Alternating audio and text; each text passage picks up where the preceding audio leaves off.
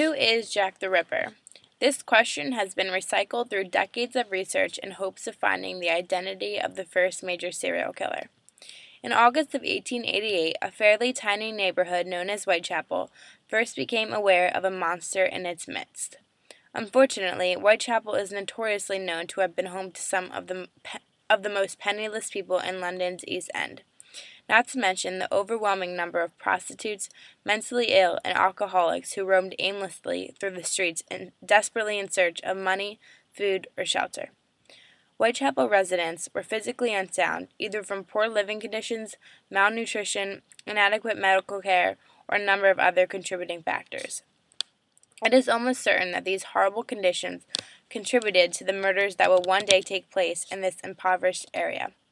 Above all, Whitechapel is known foremost for being the location of the infamous Jack the Ripper murders in the late 1800s. After years of pervasive research, the murderer has never been identified, although there is evidence to suggest over 100 names. Jack the Ripper was a notoriously infamous murderer who successfully captured the attention of the media, and his identity continues to confound many to this day. From August 7th to September 10th, 1888, Jack the Ripper, as he was rightly called, terrorized the Whitechapel district of London's East End. Traditionally, Jack the Ripper is considered to have killed 5 women, all London prostitutes, during 1888. These women include Marianne Nichols on August 31st, Annie Chapman on September 8th, Elizabeth Stride and Catherine Eddowes on September 30th, and Mary Jeanette Kelly on November 9th. During the autumn and winter of 1888 and 1880, a number of letters circulated among the police and newspapers, all claiming to be from the Whitechapel murderer. The police received the Boss on September 27, 1888. The police were initially skeptical about this piece of correspondence actually having been written by the killer and believed it to be a hoax. A few days later, though, Elizabeth Stride and Catherine Eddowes were murdered, as hinted in the letter. Furthermore, with their investigation floundering and press criticism of their lack of progress increasing, they desperately needed a breakthrough in their hunt for the killer. On October 1st, 1888, the police sent the letter to the newspaper, hoping to acquire public awareness and opinion. And by the police doing this, it caused so much chaos in Whitechapel, more than there already was, and it really affected the people in a huge way. Jack the Ripper was the first serial killer adopted by the modern media age, and he has been at the forefront ever since, mirroring the evolution of Western culture.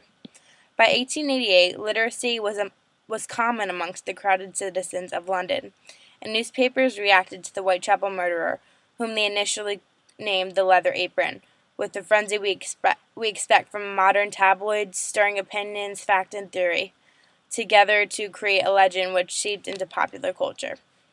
Although many of the crimes committed by Jack the Murderer is thought to be negative, the impact the murders had on society could also be seen as positive.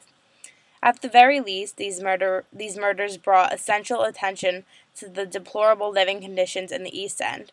For the first time in history, newspapers were circulating ongoing stories about the killings on a daily basis, allowing the world to get a better view of the lamentable conditions in Whitechapel. The East End was desperate for reform, and because of Jack the Ripper, reform did indeed come eventually. Jack's identity still remains a mystery to this day, but people still actively examine and speculate as to who the murderer might have been. Suspects include Montague John Jewett, Michael Ostrog, Aaron Kosminski, George Chapman, and many more.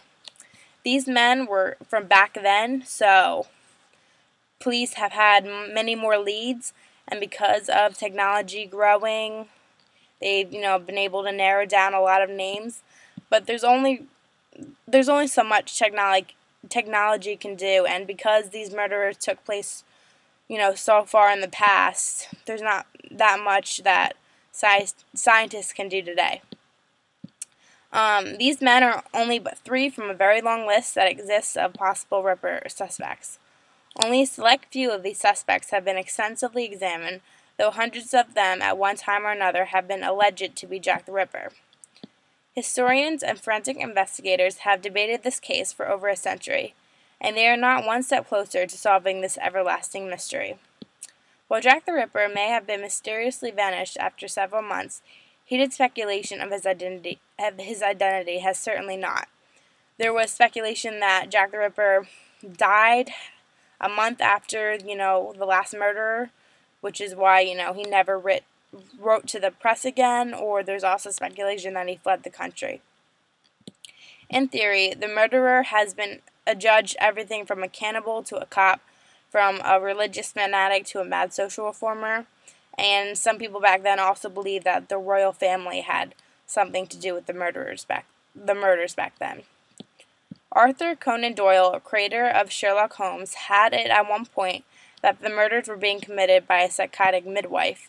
So there was also speculation that Jack the Ripper was a woman, which is very hard to believe, but it's possible.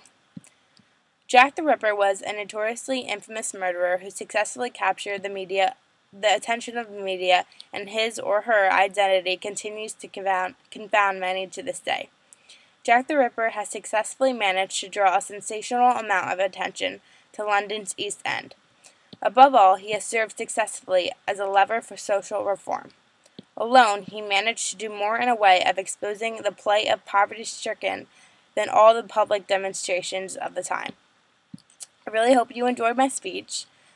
Even though the topic of Jack the Ripper can be eerie and creepy, it's also really interesting. And in a weird way, Jack influenced the people of Whitechapel in both a positive and negative way. And there's really no doubt that Jack the Ripper was the first serial killer to have such a huge impact on the press and on the media, and to cause such a chaos in a certain group of people. Right. Bye.